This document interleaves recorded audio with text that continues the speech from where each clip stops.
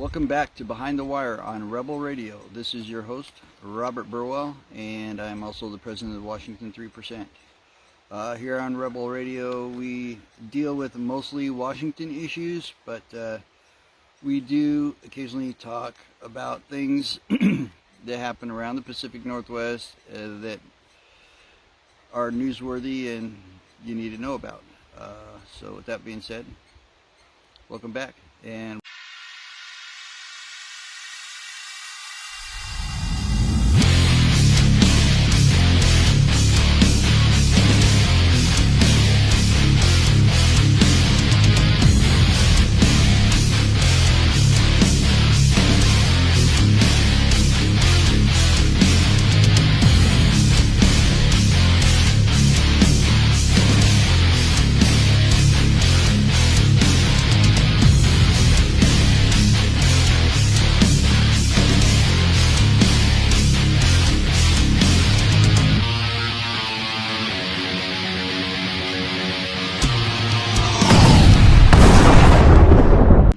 get started.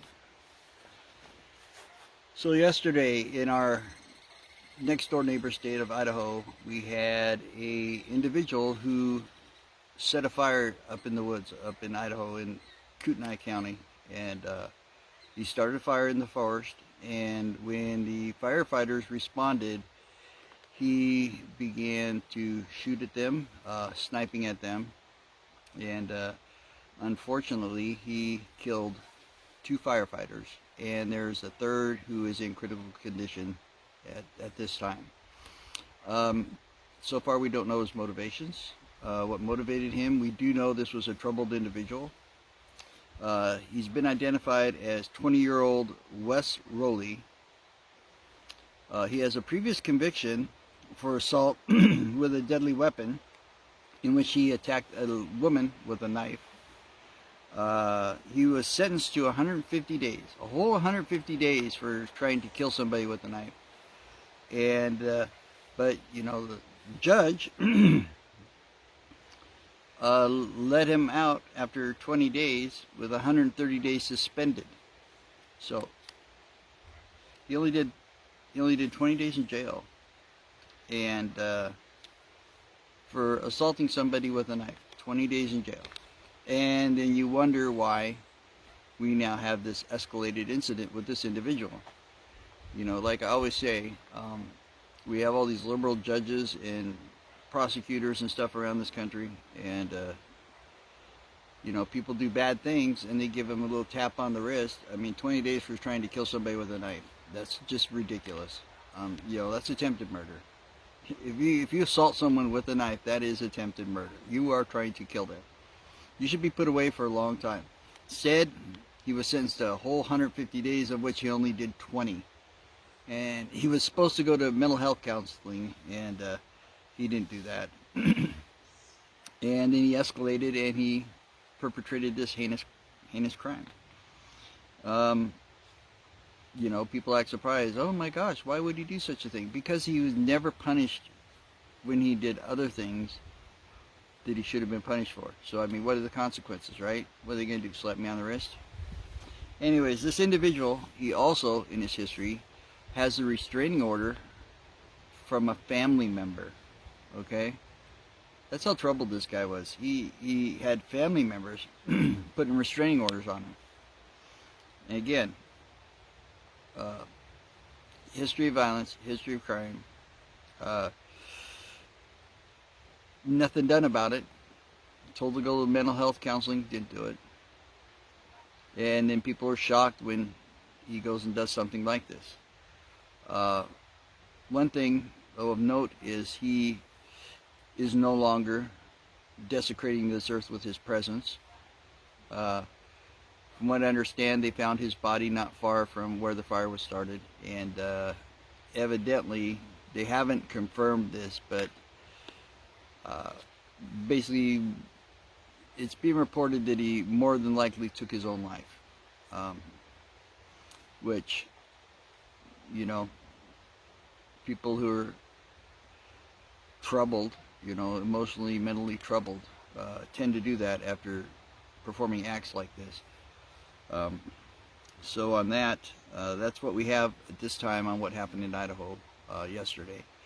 And I'd just like to say for myself and from our organization, you know, our prayers are with the families of the 2 firefighters who were lost, and also for the individual who's in critical condition fighting for their life, which didn't need to happen had the authorities done the right thing when he tried to kill a woman with a knife.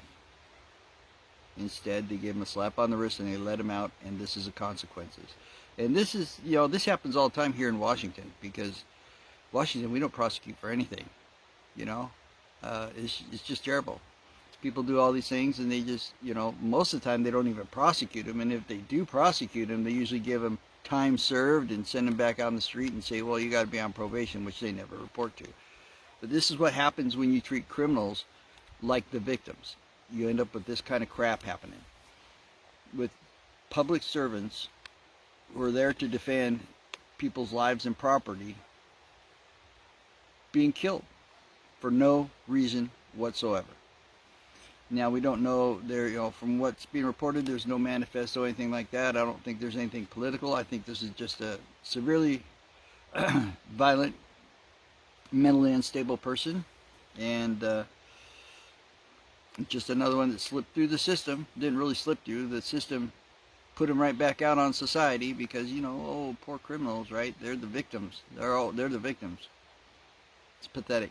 But this is what you have in 2025 in the United States, especially in blue states, and you know, states that just don't want to do their job and protect their people. So that's all we know on that so far, and hopefully we'll find out more information as time comes. Meanwhile, here at home in Washington, today is June 30th. It's the last day of the month. Tomorrow is July 1st. And tomorrow, once again, the gas tax in our state will go up another 6 cents per gallon. Now, this is just a, you know, another step in the state's war on fossil fuels. They have been taxing our gas for really heavily for the last decade, and it just keeps getting worse and worse. If you look at the prices in our state versus the national average, we are already paying 40% higher prices per gallon than the national average for gas. And this is because we have carbon taxes, we have gas tax, and all this stupidity that's supposedly going to save the planet, right? It's not going to save the planet. They just have a war on fossil fuels, and this is just their plan. Their plan is to make it so we can't afford to drive gasoline-powered vehicles anymore, and we'll all jump on the bandwagon and drive in stupid electric cars, which are totally, completely useless. So, that being said, what they're doing is, and this is just the first raise in the latest round of gas tax increases that they passed this year. We have a individual elected as our governor this year, Sideshow Bob Ferguson, who campaigned on the promise that he would not only not allow any new taxes, but he would also not sign any legislation that raised taxes on the people of Washington State. And he said he was going to fight for reduction in our spending deficit. Well, when push came to shove, you know, Democrats, as Democrats do, all they did was propose new taxes. They didn't propose nothing to fix all the problems we have in the state. They just, you know, tax. Raise property taxes, raise the gas tax, you know, just taxing the heck out of us. And what we ended up with was a budget that's going to leave us in $15 billion debt over the next 4 years. $15 billion in debt in the next 4 years. You know, all that talk about, you know, forcing a reduction in the deficit and all that. was BS. Ferguson signed it. He never had any intention of not signing it. He never had any intention of balancing the budget or trying to bring that budget deficit down from $15 billion. You know, he lied, like Democrats always do, and once again, the mindless morons voted him in. And that's a big problem we have in this state. We have, you know, people who just vote Democrat no matter what, because their TV told them Democrats are good, Republicans evil, racist, all this kind of stupidity. And the reality is Democrats lie about everything they're going to do, and the people buy it, and then when they get elected they do what they want, and the people that voted for them don't pay attention. Sure, once in a while they whine about, oh, my property taxes are so high, and, you know, oh, how come gas is so expensive? Greedy companies. No, it's not greedy companies. Gas prices in the rest of the country, especially the red states, are at 4-year lows. Except for here. It's not the companies that are greedy. It's the state that's greedy. It's the Democrats that are greedy. It's the people you morons voted for who told you that companies and everything are evil and are going to make you broke. They're the ones that are making you broke. Here's a challenge I have for voters in Washington State. How about instead of listening to what they say they're going to do, how about you look at what they've actually done? What they did their last term, what they did in their last job they have. Look at their record. See what they actually do. And it's 180 degrees from what they tell you they're going to do. Just like Sideshow Bob. Oh, I'm going to bring down the deficit. I'm not going to sign any new taxes. He signed billions of dollars in new taxes. And we're facing a $15 billion budget deficit. All for the dream of having green transportation, right? We'll all be driving electric cars and everything will be rainbows and unicorns. This is the biggest crock of crap you're ever going to see. I tell you what, these people, it's frustrating. It's very frustrating. But you know, they want us to all have electric cars. Electric cars are totally useless to people like myself who live out in the country. I mean, I live up here. I live up by Mount Rainier, right? This is my creek in my backyard, right behind me. Okay? I live in the boonies. Okay? For me to go grocery shopping, the nearest one is about 27 miles away. And that's in a little town, and it's very expensive, so I don't shop there. To go to someplace that's affordable to shop, like, you know, Winco or whatever, the nearest one is about 38 miles away from my house. And there's another one that is 62 miles away from my house. I go to the one that's 62 miles away because it's not in a overpopulated, traffic-filled nightmare like the one that's 30-some miles away. So, you know, for me to go grocery store, it's, you know, 124, 125 mile round trip to go to the grocery store. And that's just to go to the grocery store. If I want to do any activities or go, you know, do any social type things or go visit people, I'm looking at having to charge my car or electric car before I come home. If I go to visit family, I got family all over the state. I got family that lives clear over, you know, south of Spokane. You know, drive all the way over there. Yeah, I got to charge that thing back up before I can come home. You know, it's not like filling up for gas. It's a full charge. And of course, you know, over there, right, there's no charging stations, no fast charging stations. So I'm looking at charging it for 3 days to go home if I had an electric car. And then let's not even mention the fact that if they got their wet dream and everybody had to have electric cars, our power grid is nowhere even close to being able to support replacing all the gas cars with electric cars. So this whole dream of we're all going to be driving electric cars is complete bullcrap, and it's a fantasy. It's a fantasy that's never going to happen. You know, and one more thing about electric cars, you know, if you're like me, right, you like to travel, you like to go camping, you like to take your trailer, throw it behind your truck, and, you know, travel around, go to the Southwest or go back east, and take a big trip and see a lot of cool stuff. Try to do that with the electric truck. They like to tout these things. They have 200 and some odd or 300 and some odd miles of range, yada yada yada. Yeah, that's great if they're completely empty and you're not running the AC and all that other stuff. But and you don't have to take my word for it. Go online and go on YouTube and look for videos of towing trailers with these electric wonder trucks that go 300 miles on a charge.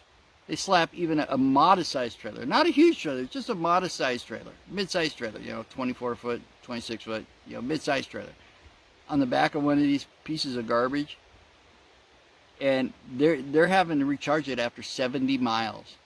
70 miles, and recharge time on a fast charger, you're looking at like these guys are taking 2 hours to recharge them. And then they take off again, drive another 70 miles and have to stop and charge it for a couple hours. If they can find a charger that they can park at, that's another thing. If you got a trailer on the back, most of these charging stations, you can't park there with the trailer. So these guys are having to pull it in someplace. They have to drop the trailer, unhook it, then go over and charge, then come back and hook back up. You know how long it would take you to go to the East Coast from Washington with pulling the trailer with an electric truck? Weeks. It's insanity. But that's the future they want for us, and it's sheer fantasy and it's stupid. But that's where Washington wants to go, and that's why they're taxing the hell out of us on gas. But the only thing you can do in this state to try to change this is to talk to people, educate them on every single thing like this that the Democrats are doing. Tell them how they're being screwed over by the people they keep voting for. Pound it into their heads. The majority of these people that are voting for Democrats pay zero attention to what's going on. Zero attention. Every time the taxes go up or whatever, they say, Trump or greedy companies. No, that's not why it is. Pull out your receipts. Show them all the taxes, all the tax increases that this state's doing. Show them what's really happening. That's the only way we're going to get out of this mess we're in, is to educate people who pay no attention and yet vote. That's another thing. If you're going to vote, at least be responsible enough to pay attention and know what the heck you're talking about and know what's happening. Don't just go in there and vote party line. What a waste. Millions and millions of people in this world would love to have the ability to vote, to have good leadership. Here in America, the majority don't vote because they can't be bothered. They can't be bothered to go spend 15 minutes in a voting booth or 10 minutes to fill out a mail-in ballot and send it in. No, they can't be bothered. They're too busy. It's not important. And yet they're the ones bitching the loudest about taxes and everything. It's just ridiculous. But that's the world we live in. So again, the one thing we can do is educate people. Show them what they're doing and educate them on this. On what these Democrats that they love so much are actually doing to them financially and freedom-wise too. And the last thing I'm going to talk about today is the Idiot Brigade is at it again. Now, we had this No Kings protest, a couple weeks ago? Big No Kings Day, right? They were going to have protests all over the country, and in Washington they had them planned all over the state. And the biggest issue they had was the fact that they didn't have the numbers show up they thought they were going to get. So all the protests in the little towns and stuff, they were small. They were mostly, older women and young kids. And they were pretty much ineffective. Yeah, they weren't a threat. But as usual, the bigger protests did concentrate in the blue cities, and that's where they had the biggest turnout, and that's also where the violence, like clockwork, materialized. As always, You get a bunch of the black pajama brigade and the blue-haired brigade together, and violence happens, fires get started, things get vandalized, and yeah, just the usual indignant,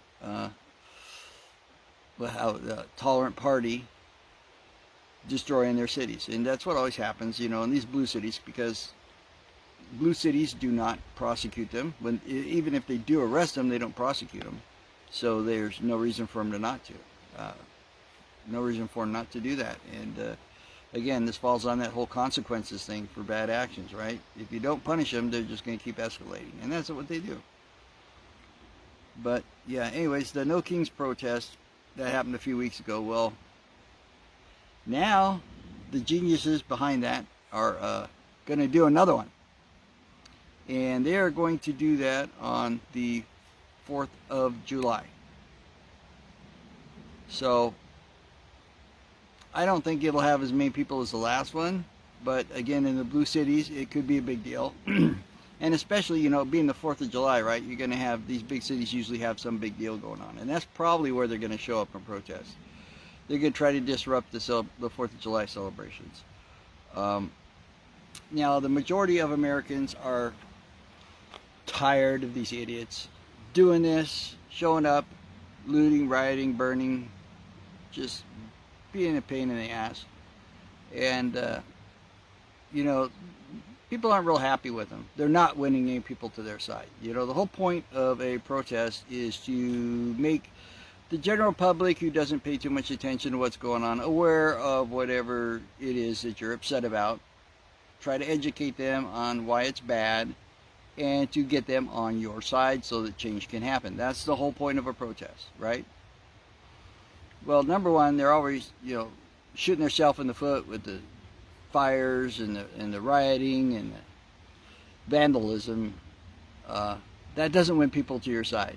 You know, it's not a good PR move. It doesn't make people look at, you know, their city on fire and their businesses burned and, you know, millions of dollars in damage and say, those people, I'm with them, right? It's not good PR to do what they do anyways. But it's even worse to schedule this stupidity on the 4th of July. I mean, this is the one day in this nation where the vast majority of people are feeling patriotic, right? They're proud of their country. They're celebrating what's left of our freedom. You know, and it's just a good time to be an American and feel proud to be an American. And then you have these lunatics that are going to have this big protest against basically America. They hate everything America stands for. They're going to have their big protest on the day the majority of the people in this country are celebrating America. That's not a good day to do it. Any other day of the year, you know, people are just going to be, if they don't agree with you, they're at least going to be like, yeah, the idiots are at it again. But you know what? You're doing it on the day that people are celebrating this country. You're going to piss more people off than you're going to have come to your side. It's a really, really moronic move on their part. You know, they have no social awareness whatsoever. The only thing that matters to them is what they talk about in their little frickin' bubble. They think everybody just has to be on their side because we're so smart and they're so stupid. But we can win them to our side by ruining their 4th of July, ruining their day, ruining their barbecue, ruining them watching fireworks. We'll break the windows out of their cars when they're at these celebrations, and they won't be able to get out of there, and we'll have them blocked in, and, you know, yeah, that's going to bring people to your side, freaking geniuses. But hey, you know, more power to them. I'm all for it. I'm all for it. Just, you know, make yourself look even dumber than you already do. Because you are idiots. If you think it's a good idea to do this protest on the 4th of July, you're not firing on all cylinders. You would probably be on a short bus with a white styrofoam helmet. Okay? You're not real bright. But I'm all for it. I'm all for it, you know. Less work for us to try to show people how dumb you are. Just let you do it yourself. It's just a self-fulfilling prophecy there. So anyways, look for the No Kings protest to return on the 4th of July. And if you're planning on attending a 4th of July celebration in one of the blue cities, I would say don't go. But if you do go, just keep your head on a swivel. See what's going on. Look out for these idiots, you know, because you're going to have the black pajama ninjas out there, you know, the soy boys who think they're bad because their face is covered. And you'll have the blue-haired nose ring mafia out there with them. So just be aware if you do go to a celebration in Blue City this 4th of July. In other words, enjoy the 4th of July. And enjoy your independence. Point out to people who vote for these idiots what they're actually doing. Let them know what they're doing. You know, let them know that they're the ones that are putting them into poverty. They're the ones that are causing their rent to be, on average, $2,500 to $3,500 a month in the greater Puget Sound. It's not because of greedy landowners, not because of greedy rental companies. It's because the greedy Democrats have taxed their rental properties so much that that's what they have to charge to be able to stay in business. And all these, you know, raised property taxes that they're doing, they're just creating less and less housing, and affordable housing is virtually gone because of the taxes that have been imposed on the landlords. But you people just keep voting for them. Yeah, tax the rich. Yeah, tax the people that I have to pay my rent to. And what are they going to do? They're going to raise my rent. That's, you know, you don't have to be a genius to figure that out. It's called cause and effect. But most of the people in this state don't understand cause and effect. That's why they keep voting for Democrats.